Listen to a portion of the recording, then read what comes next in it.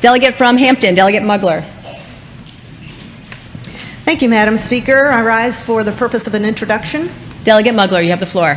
As we enter into the final week of Black History Month, I want to take a moment and reflect on the 400-year anniversary of the first Africans that landed at Point Comfort in Hampton, Virginia.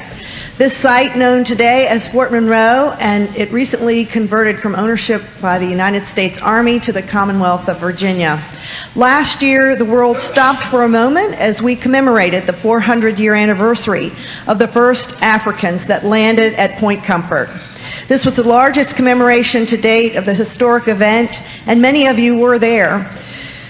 Today, a lonely historic marker stands to tell the story of those first Africans who landed on this site in English-speaking North America.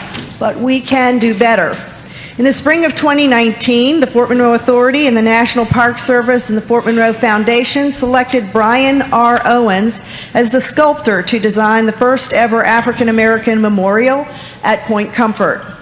This week, officials from the Fort Monroe Authority and their partners have been working to get community feedback about the proposed memorial.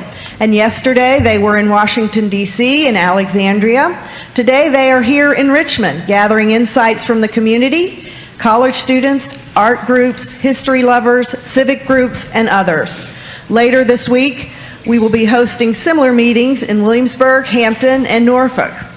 The resulting design is intended to capture the tenor of those community conversations by honoring the lives of the 20 and odd Africans who landed on the shores of Virginia at Point Comfort in August of 1619.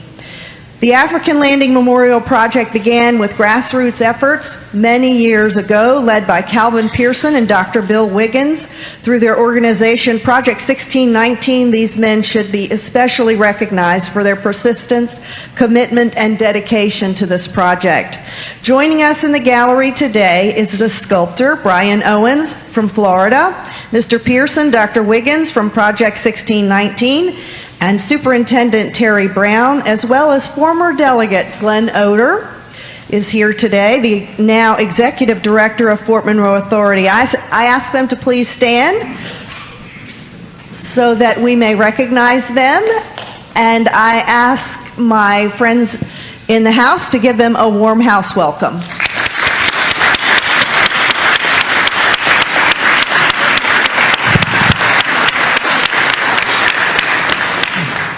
It's great to see you all here today, and congratulations, Brian, on being selected as the sculptor. We're looking forward to seeing it, and it's always great to see our friend, Delegate Oder. Welcome back.